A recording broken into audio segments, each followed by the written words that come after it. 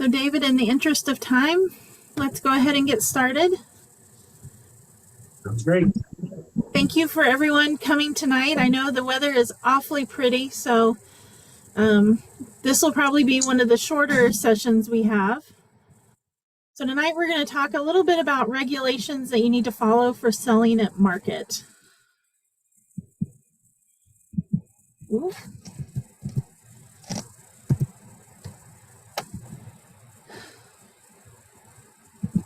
So one of the questions we get asked from time to time is, do I need to charge sales tax?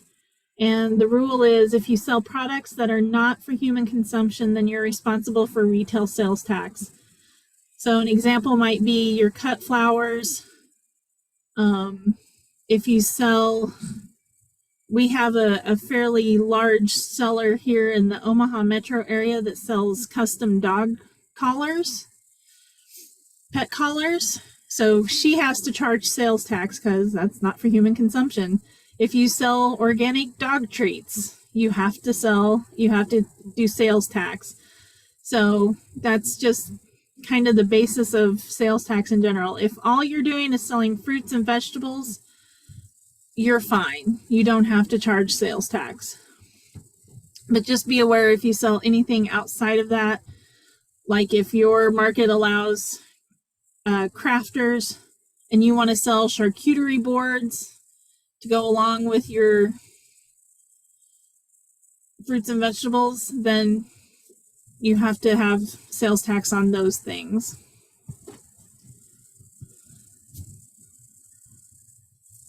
So scales. Scales is something that every seller is going to need to have. It's regulated by Nebraska Weights and Measures Act and overseen by the Nebraska Department of Agriculture through the Division of Weights and Measures.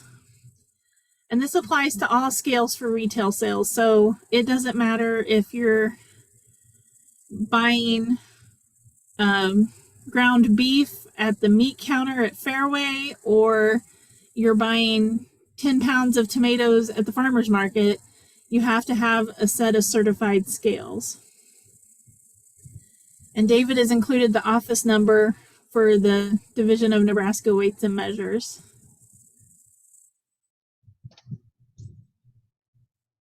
David, you want to go over this one? Sure. These are the scale guidelines, because people say, well, I need a scale. Well, what are the things we need to do with that scale? And they need to follow the guidelines for trade, and they are subject to inspection at the point of sale at a farmer's market. You may have a Nebraska Department of Ag rep come in and want to check. So they must display they must be readable and easy to cite for your customers. So it's not like you're trying to insinuate that you might be cheating them on the weight. So it's something that has to be easily read, that they see the same number that you do. And the Nebraska Department of Ag has a list of companies that have reputable scales that they would recommend. And so that's why I put that phone number in the previous slide to give you recommendations for purchasing a scale if you don't have one. And then instead of trying to look up on a website, then here's the direct number, and you can ask directly and they'll give you the recommended list. The Division of Weights and Measures, they're the ones who oversee this, and scales that are marked not legal for trade are not acceptable. So you have to have something that is legal for trade purposes to be measured by weight. And then as a responsibility, I'm going to have the device inspected and to maintain the accuracy of the scale. So I have that. So even a small scale for your fruits and vegetables have to be checked, just like you would have in a grocery store, where they would have those scales inspected. And they should be inspected annually. So it's not a very big process for a small scale, but still you need to do that. And these are the guidelines. Any questions on the scale?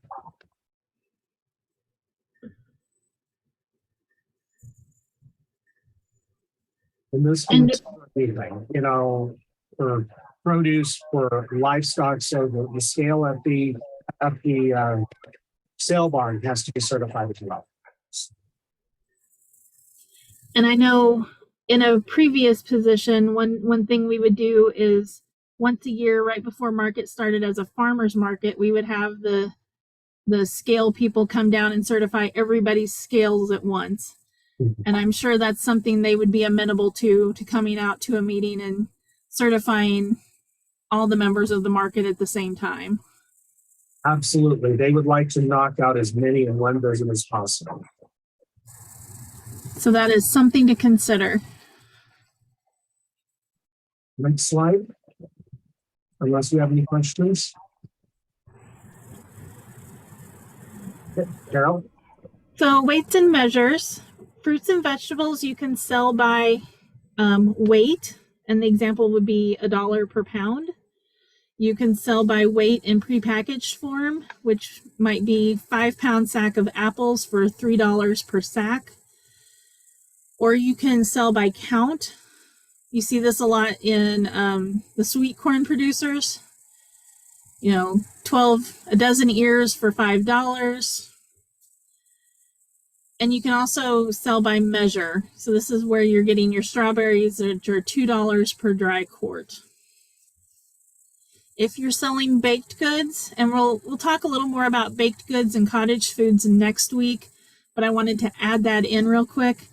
Bread must be sold by weight. All other baked goods can be sold by weight or count. Does that only apply to yeast bread or quick breads also? That is a great question, and I'm going to have to get back to you on that one. I believe it's all breads, but don't quote me on that. We're hoping to have a guest speaker next week, and she would be able to answer that question. If she's not here, I will get an answer for you.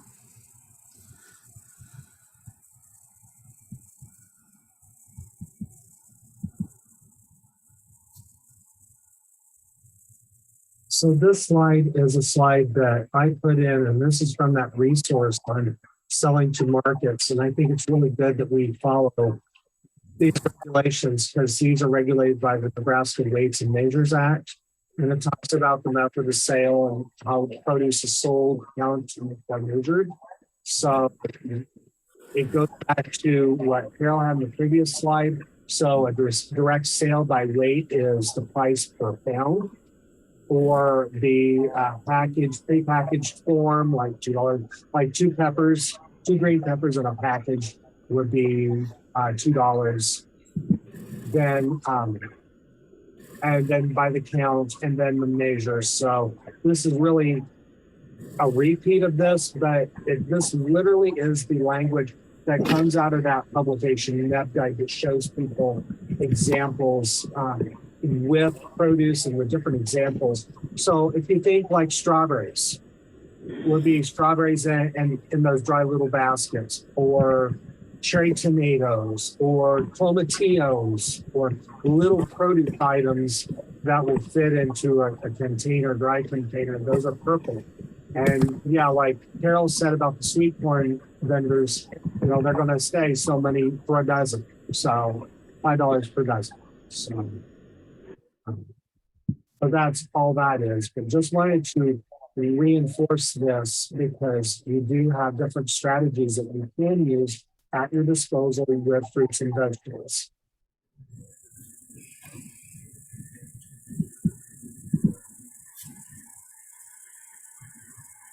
And then the label.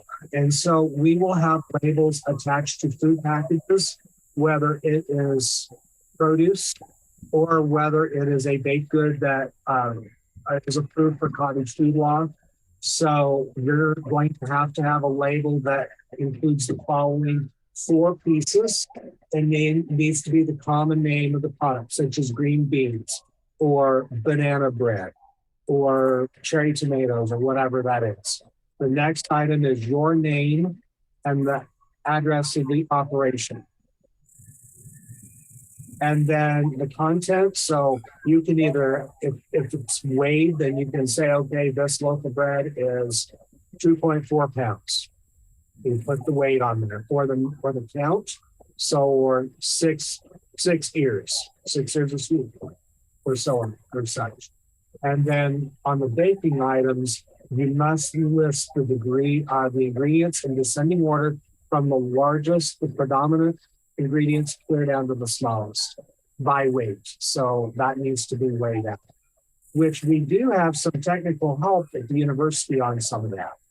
If you submit a recipe, they can help you break those down on getting your weight. So it's more like what's going to be in a label if you're going to buy a baked good from the grocery store, and it'll have the different ingredients, but you're also going to have the weight in there as well. So if you don't know how to do that, we can help guide you to the people who can, so they can take the recipe and beat your weights.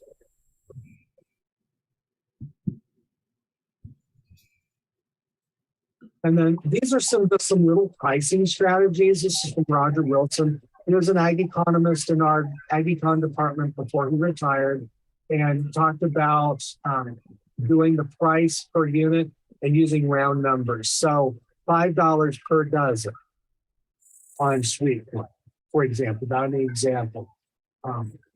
Don't use the nines.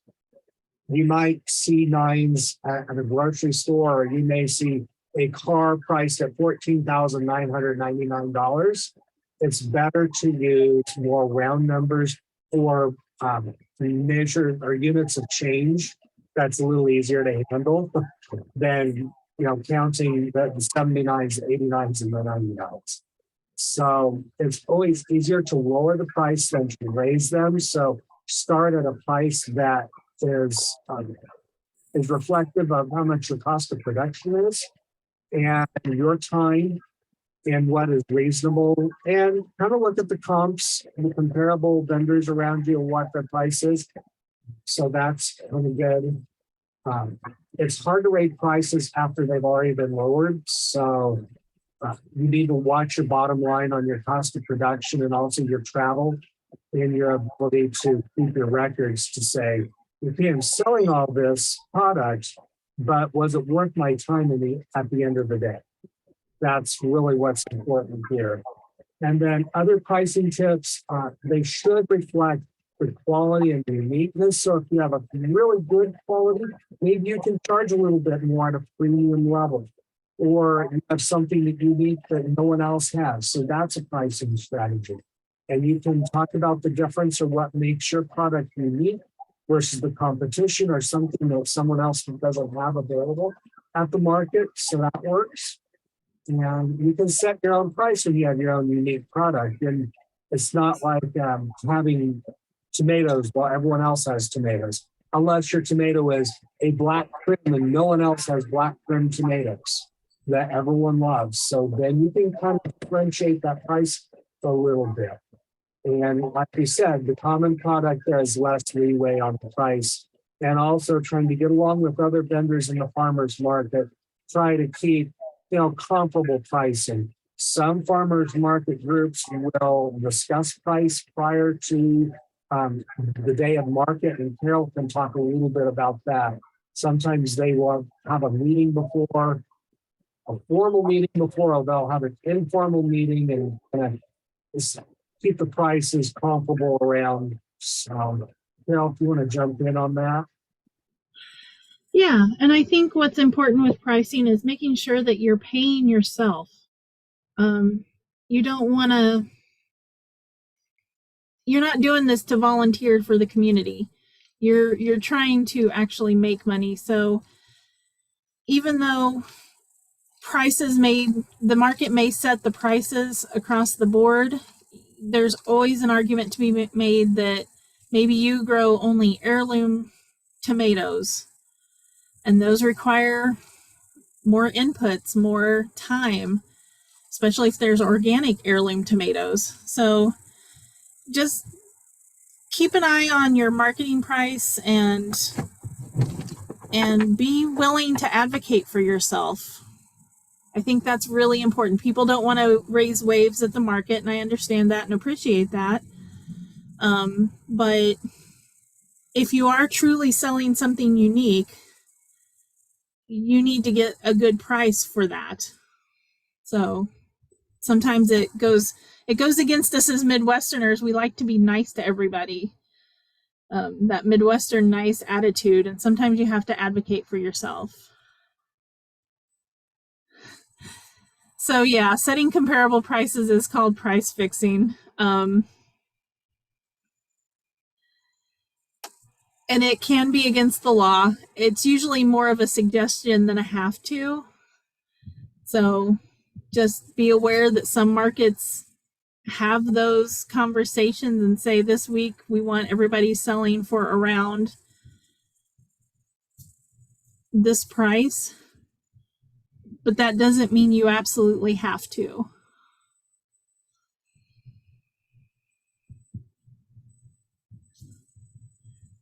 And this is the document that I wanted to share with you. This is the web address, and then this is a screenshot of what that resource is. This is the front page. We also have this resource in Spanish. So if you want to see this in Spanish as well, we have the Spanish version of this. So this should kind of look at the pricing and the labeling and all that. So we have extrapolated the basic key points for tonight out from this document. And I think it's really important that you need to start looking at what your cost of production is. We're on a team that's going to start looking at some budget calculators for vegetable production and fruit production to see where your cost of production is. And, that helps look at your overall operation and what you should be charging. What is your price point? But there are groups that are easy to work with. And then there are some farmers market groups that we've had some controversies working with. So it really depends on the group that you're working in the dynamics and how cooperative people are. But like Carol says, you really have to go out there and sell yourself, and in the sense of selling your product and why it is unique. And if it is unique, that's great because it stands out. So if you have someone that is absolutely sold on Jetstar tomatoes, and you build rapport with a following of people that have to have Jetstar tomatoes, for example, that's something unique. And you will have your own following, and believe me, if they're happy with the product that they buy from you, they will be talking to others. And so that will be good to check out. It's also good to watch kind of the pricing that's going on at your local store, as well as what's going on in the farmer's market and your cost of production, to give you kind of an idea. So we do have some calculators that we do have available. They're not as complete as we want them to be, but they are of some value to help you decide, was that trip to Grant, Nebraska worth it? Was my price point too high for the local banana bread or the dozen sweet one? So it just depends. So different markets will drive different demand. So the buyers that come and may be looking for something specific. And that's why it's always good to check the markets and see where your buyers are interested in. And that will help dictate what you plan to grow, as well as, you'll find over the growing season what people are interested in. And you kind of get a feel for the price. Like, just know that dynamics within the farmers market amongst vendors can be very interesting at times. And being a good neighbor is important if you want to continue selling at that same market.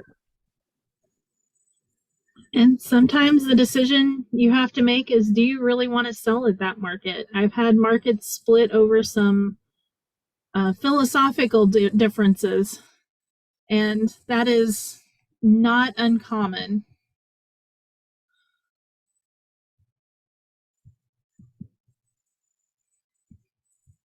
So those were the basics that we wanted to cover tonight. We want to turn it over to any questions you have at this point. And please unmute your microphone. And you can unmute your microphone and ask questions, or you can type them in the chat.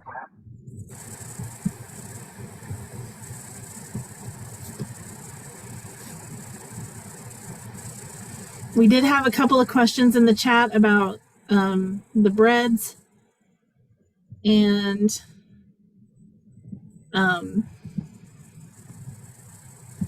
I will get back to you next week.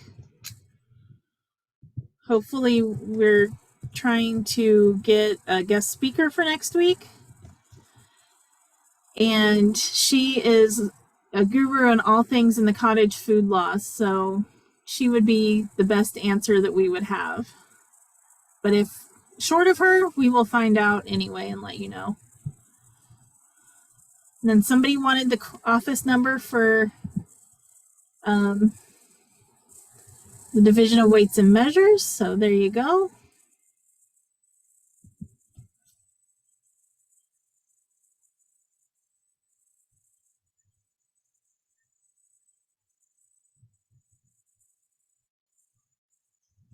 This takes out some of your guesswork trying to call directly, give you phone number and ask for some of the weights and measures with the list of recommended scales. And so that makes life so much easier than trying to fumble around and trying to find it on the website.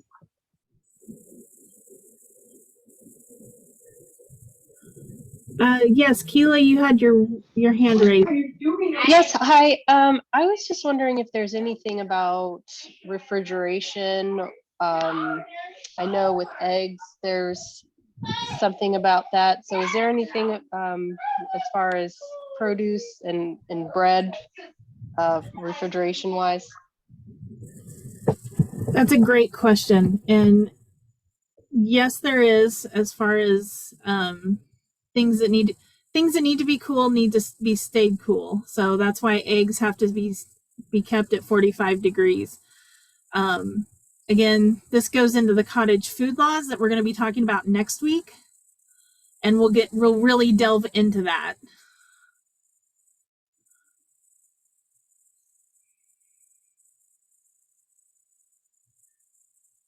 Val, you're exactly right. Anything made with a cream, puddings, things like that can't be sold at market.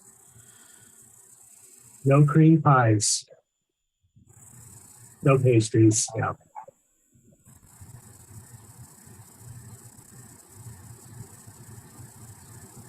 But that was a great question. So if you have meat for sale, cuts of meat, and they're in vacuum packed, and they have the label on, they still have to be, that has to be refrigerated. Or they're usually frozen. They're usually frozen. Yeah.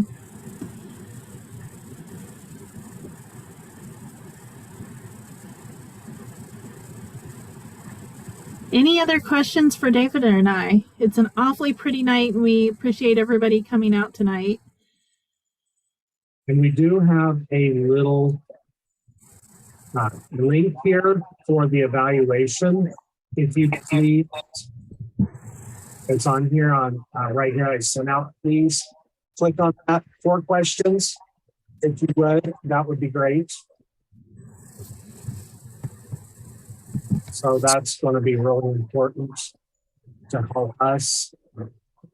And there are guidance on the cottage food law, and Cindy Bryson is the educator that we're referring to in the Douglas Sarpy office, and she's done quite a bit of work on this. And she's a great resource and co-worker to work with. So there's some great things.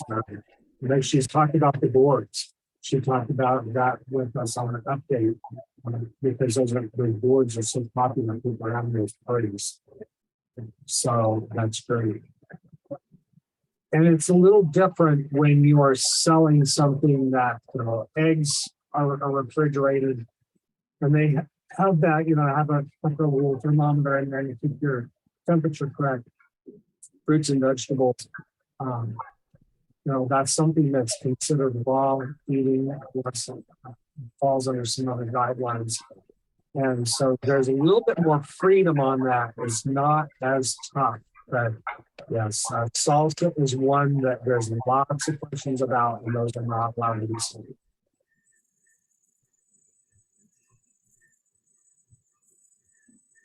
Any other questions for David or I tonight? We know this was a quick one. Next week we'll have a little bit longer because Cottage Foods is a little more involved and we wanted to give it its due diligence. This is just basic strategy on pricing, labeling, and scales.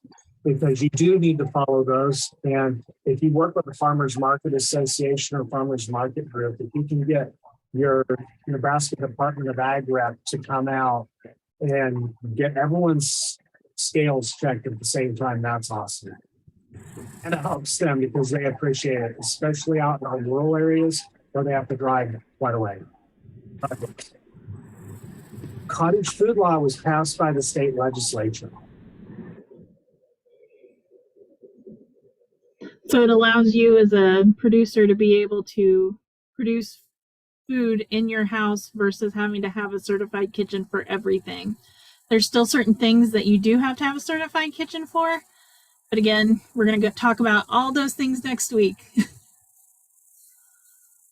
It gives vendors some more freedom that they did not have in the past.